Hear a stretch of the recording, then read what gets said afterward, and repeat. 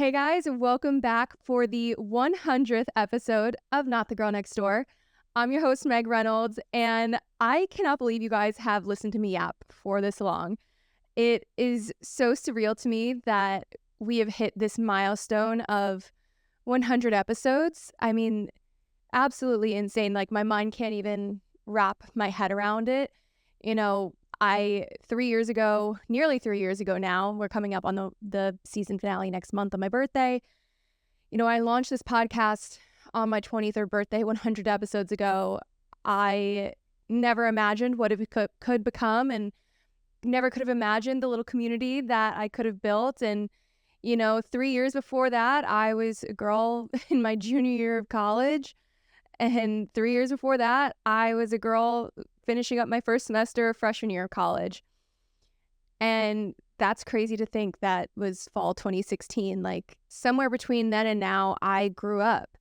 That girl who was looking for love and just searching for it and hoping that college would bring her that turned into the woman who moved away from her hometown and left everything she's ever known behind and found love in ways that I never could have imagined. I found it in myself. And this is something I said last year when I hit 3 years of living in Nashville, that I found the love I was always looking for in myself. And that's still true.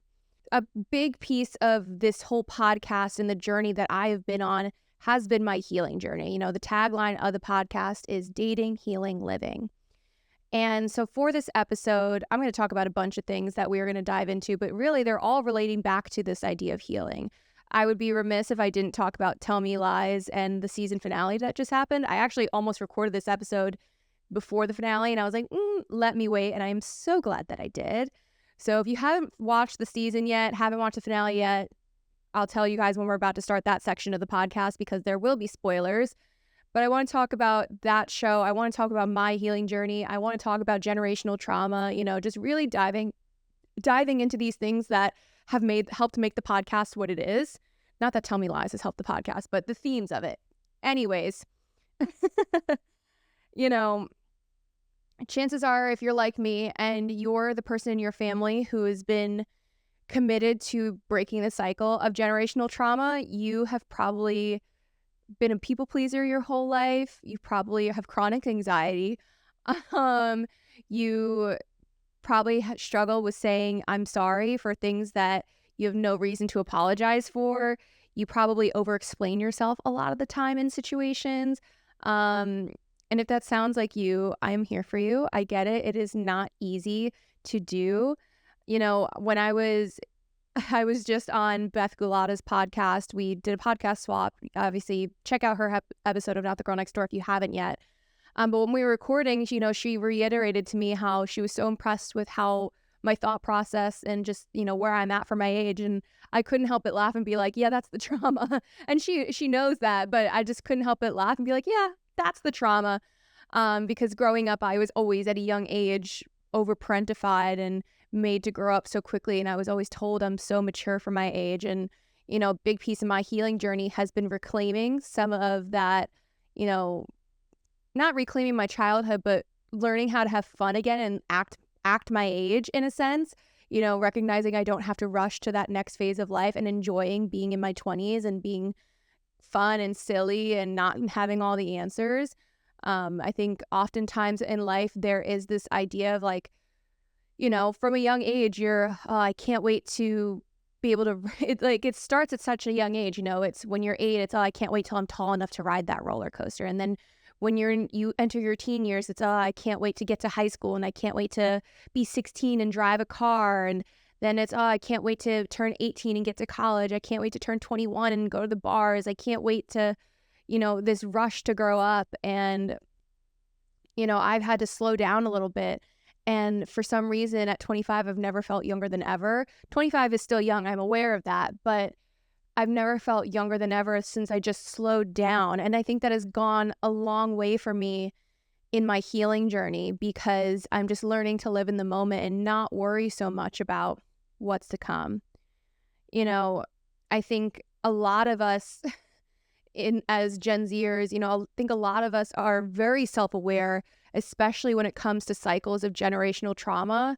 And I think a lot of us are committed to breaking those patterns. I think that's why we're seeing, aside from rising cost of living and raising kin and all those, take the financial stuff out of it. I think that is why a lot of us are shying away from having children and shying away from getting married at a young age, because we recognize the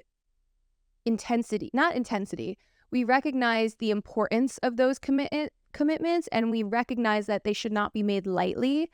And I think that's why for a lot of us, we are so committed to breaking down those past ideals and just breaking those cycles of generational trauma. It's not easy, and it definitely can ostracize you from your family, and it can make you seem, like the black sheep in a way. I'm fortunate enough that I don't have that experience with my family, but for a lot of people, I know that they do. And I'm just here to say that, healing isn't easy and it isn't linear.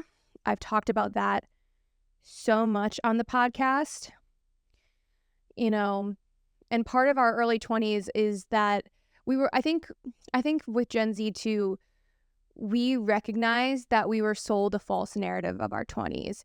That this idea of your 20s are the best time of your life and you're going to have everything figured out and you lived this glamorous life once after college. Like, I think we recognize that that is not the case, and that your 20s are actually going to be the hardest years of your life because they are the most transformative.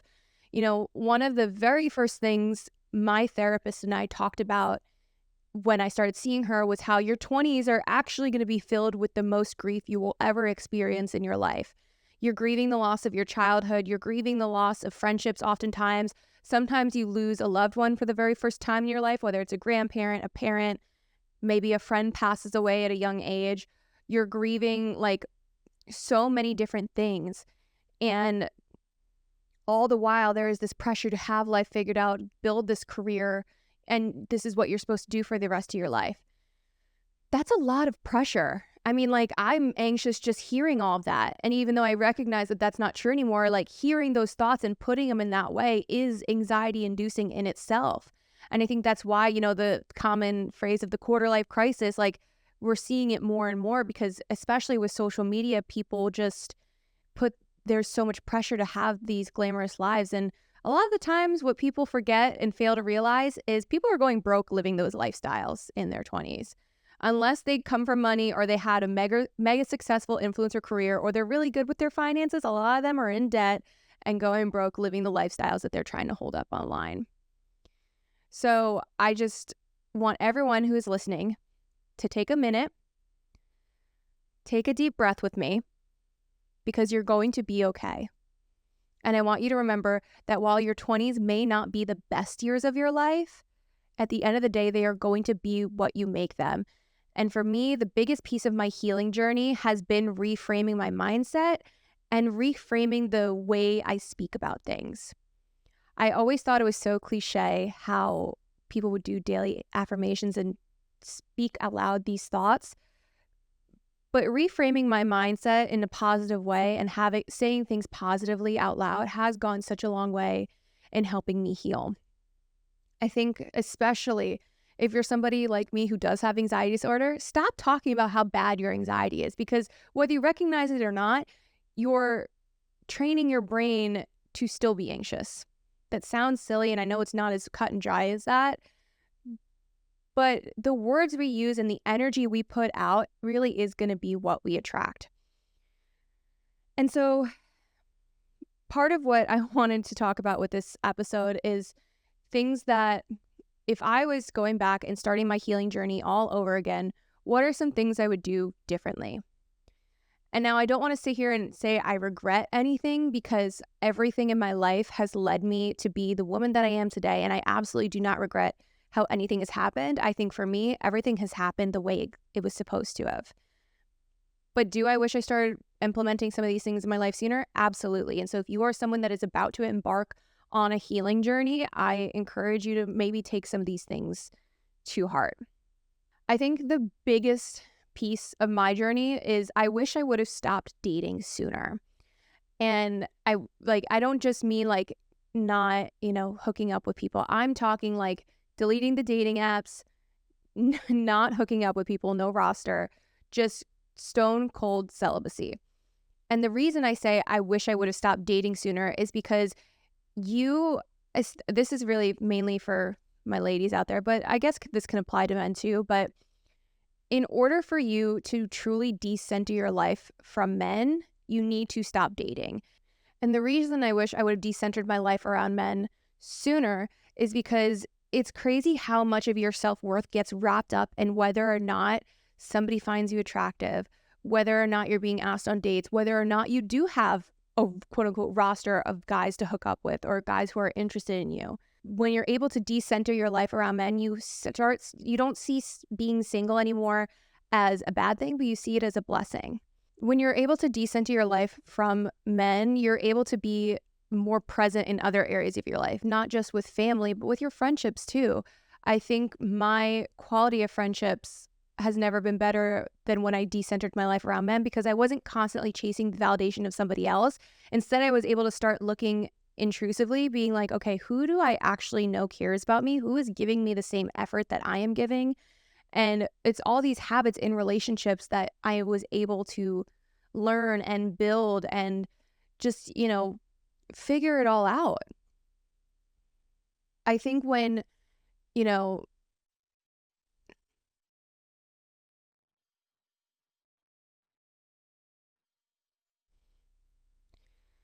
and come with decentering your life from men, it's also really important to reframe the way we think about dating and the way we speak about dating.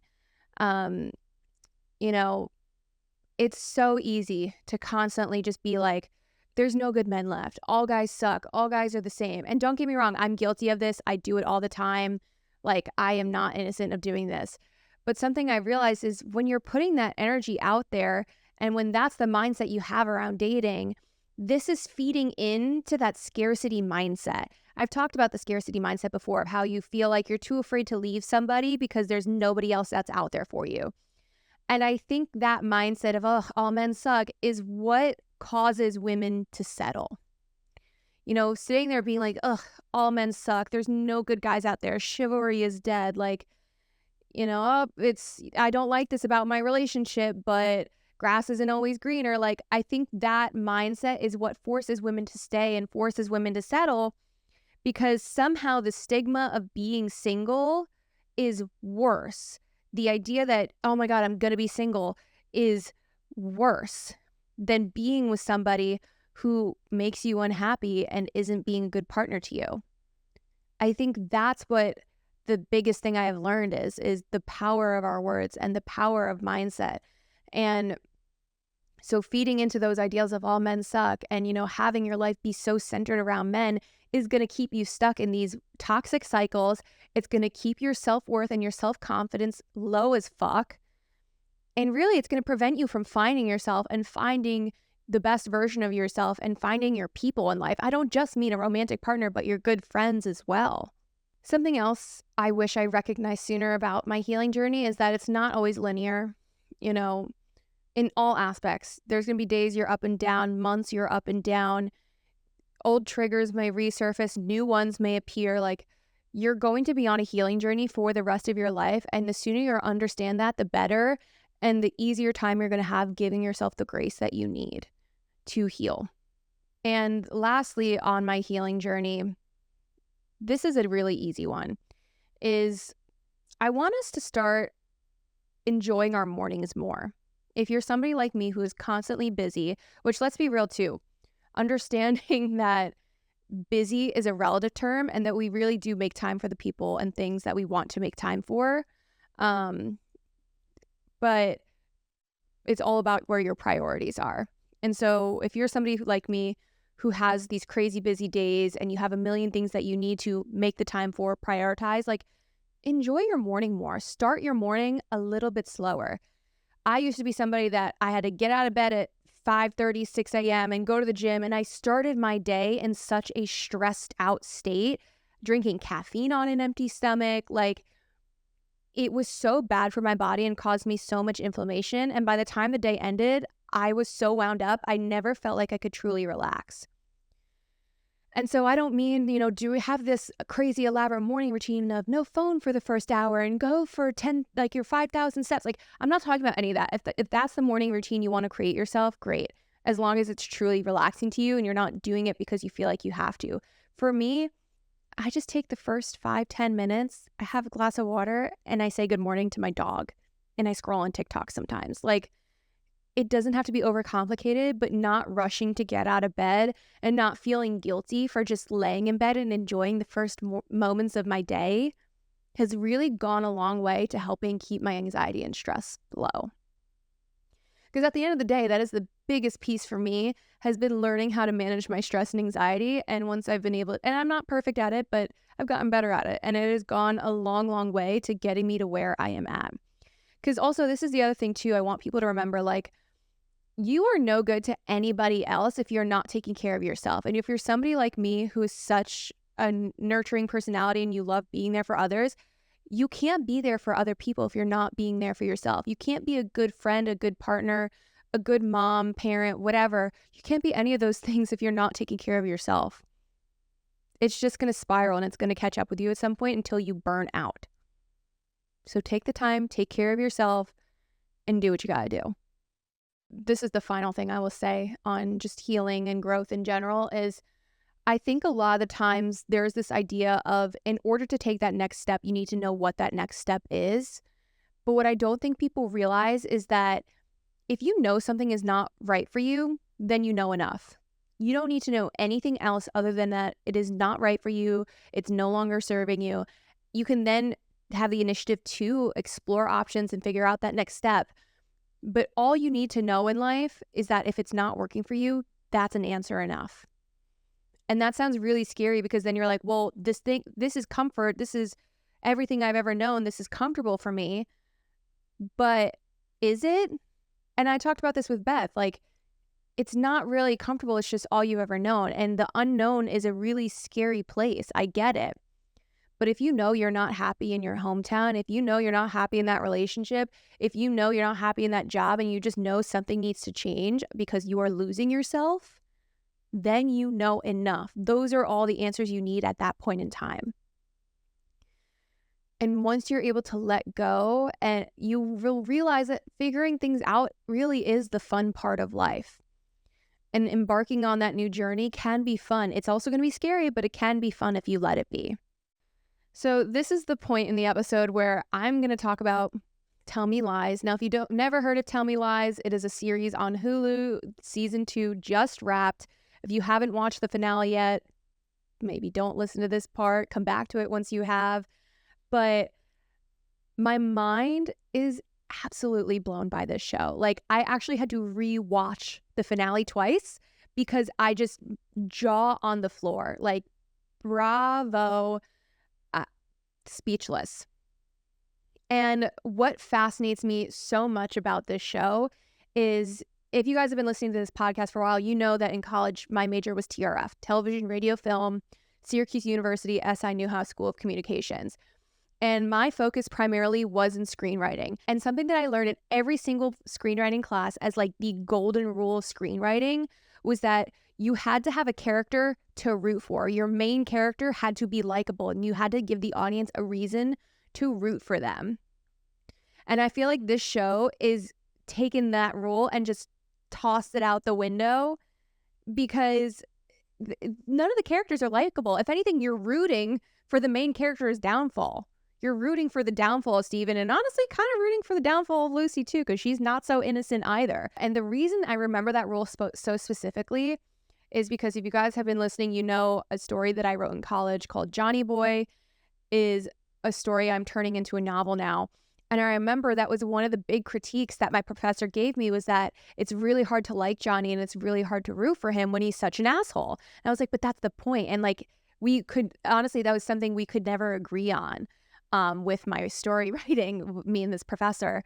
And so for me, it was really motivating to see this show bring to life these characters who, honestly, all of them are fucking batshit crazy and should all be case studies. Steven especially needs to be a case study. But I really hope that this show, we see it become part of teaching. whether it's in psychology courses, because I do think it is an incredibly powerful tool to see things like narcissism, gaslighting, sociopaths, like all that in real time.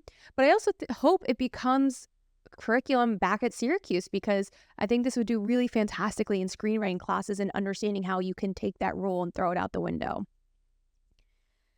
Something else I want to say about the show as a whole is that Tell Me Lies is what It Ends With Us wishes it was. The press that Grace Van Patten and Jackson White have done around this show is perfect, because I literally watched this interview the other day where Jackson White was like, what the fuck is wrong with him? Like, what is wrong with this guy? Like, why is he such a douchebag is literally what he said. And I was cracking up at that because he doesn't even like his own character. And it's hilarious. And Grace Van Patten was talking about how, she loves how the show doesn't glamorize toxic relationships and doesn't glamorize abusive relationships, because it doesn't. This show literally shows you this is not what you should want for your life. And I think this show is, again, everything it Ends With Us wishes it was, because I'm sure it's making some people realize, hey, my relationship is really toxic, but in a way where it's not giving you false hope. Obviously, the show really does focus on Steven and Lucy. I'm going to focus on Lucy for a second. Lucy, I think, is the perfect example of needing to get a fucking backbone. Okay? Obviously, she's not innocent either. I don't think she is a good person either. But we really see how she just folds because she doesn't, I don't know if it's because she's a people pleaser or what, but it seems like she has never had a healthy relationship in her life. Even her friendship with Lydia is fucking toxic. Lydia, to me, she's not just a pick-me in this, because we saw her, like, as soon as she got to the party, she was trying to embarrass Lucy. She told the story about, what was it, like Lucy shitting her pants or something on Halloween. Not just that, but Lydia is the sneaky type of pick-me friend, in the sense where she seems like she's the perfect friend, and she seems like she's cheering you on and rooting for you and wants you to succeed and do well, but she doesn't want you to do better than her. And that is the kind of friend that Lydia is. Lydia was Lucy's first toxic relationship. And I think it really does give a lot of backstory to how Lucy has probably been this way with relationships her entire life. And of course, it probably stems from some sort of trauma with her parents. I had a feeling Lucy and Steven would get back together, but like, just the way it all happened, like Lucy folded like a fucking piece of paper when he came to her room in that scene. And I was so speechless, because I think what's interesting too is I've seen a lot of discourse around how after Steven left, after they fucked, she got up and immediately went to Leo. And people are so focused on the fact that she didn't shower in between sex, which, yes, gross, and like all that stuff. But I think what's getting lost and should be talked about is how I think a lot of women have been there, where they've gone back to an ex and they've immediately felt so dirty and disgusting with themselves. And you could see it, like the panic rising. Her friends aren't answering. Like, you could see that she just needed comfort and she wasn't capable of that. She knew she made a mistake, so she went back to Leo. And I think why it was so important that we saw her freak out is because I think it really signaled, like, it was a good reminder to girls of like, hey, going back, it's not going to feel good. It's not going to be the right decision for you. I know Steven is probably a sociopath, but so he can't actually love Lucy.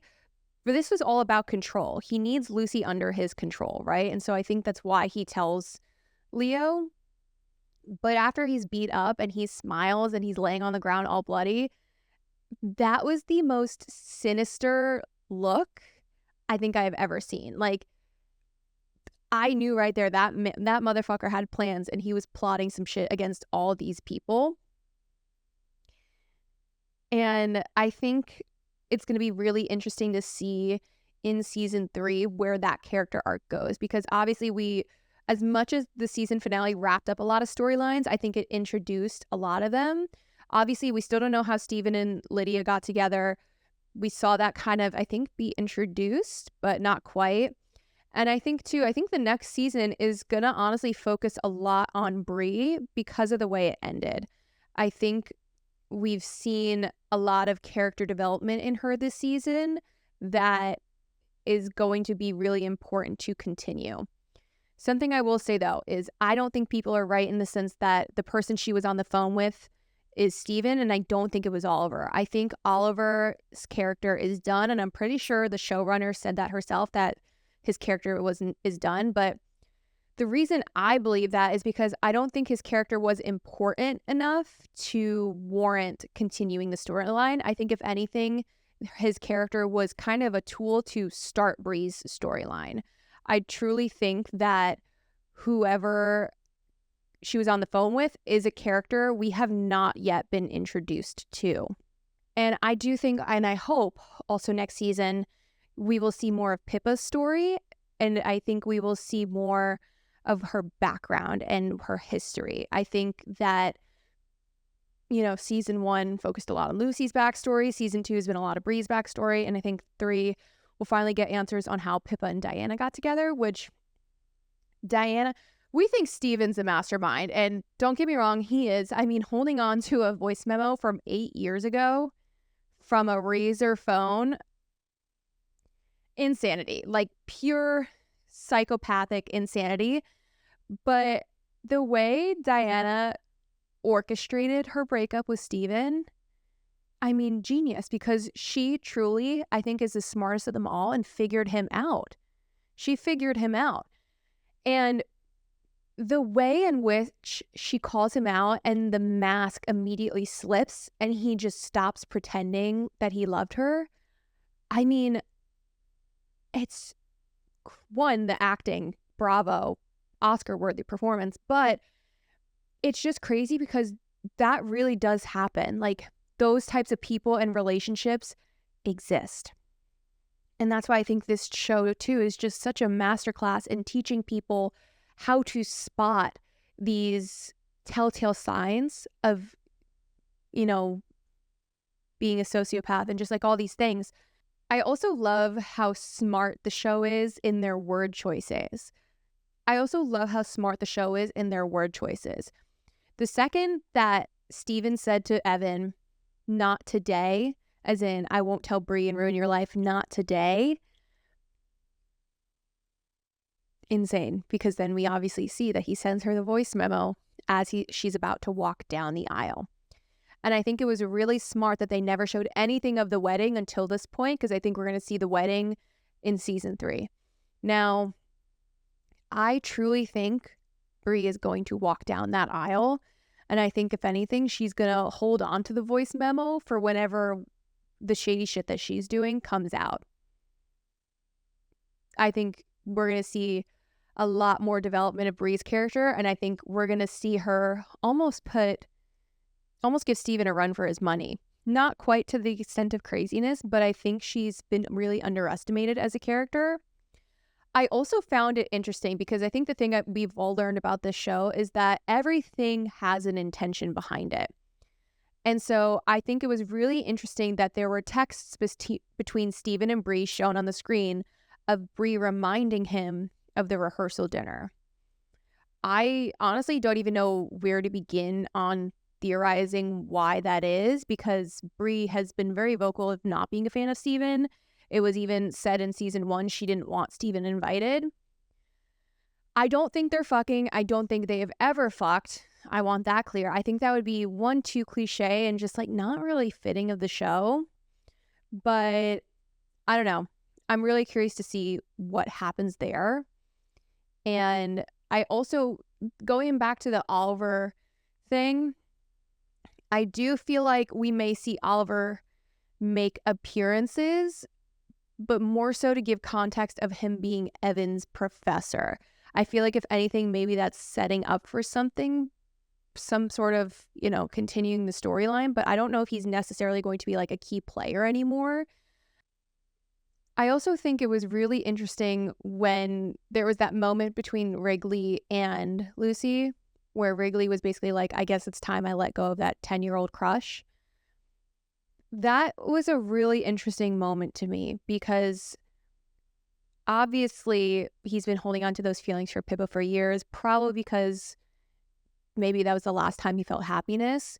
Who knows? But I think it was also kind of targeted at Lucy of like, maybe it's time to let Steven go. And I wonder if we will see more of Wrigley in season 3 in the sense of he's maybe encouraging Lucy to leave Steven. I feel like that was setting up something, that moment. But on the topic of Wrigley, I knew Drew's death was going to be devastating and traumatic. I really, all season long, kind of thought that the idea was going to be that maybe Drew did pass away and that Wrigley was just kind of having some kind of mental breakdown and he like was trauma blocking it out and didn't tell anybody. But I never expected for him to pass away the way that he did. I'm almost not happy. Happy is not the right word, but like, it's great that he and Wrigley were able to mend their relationship, but someone get that poor boy a therapist. My God, he's so fucking traumatized, and him and Pippa are trauma bonded, and like Pippa needs a fucking therapist. They all need fucking therapists. Like, someone please get in there and just, I don't know, maybe I think Steven could use a lobotomy if we're being so for real here. But all that to say is this show, like I said, it doesn't glamorize toxic relationships. I think if anything, it's really good at showing you what not to look for in relationships, but also your friendships as well. Because let's be real, Pippa, Lucy, and Bree are not friends. Those girls are not friends. If that were real life, they probably would have never spoken to each other again. They don't really know anything about each other. They're not actually that supportive. I think, weirdly, Lucy and Pippa do have some tangible friendship. But again, I think it gets overshadowed because Lucy puts men above her friends. And so I really hope in season 3, we also see more of just like the friendship dynamics in general. I don't know. I think season 3 is going to be really interesting, especially if they do a time jump like I think the showrunner has been talking about doing. I really just don't want to wait 2 more years for this show to come back. I think the last thing I want to say about this show is I think a lot of women have had a relationship like Steven and Lucy's.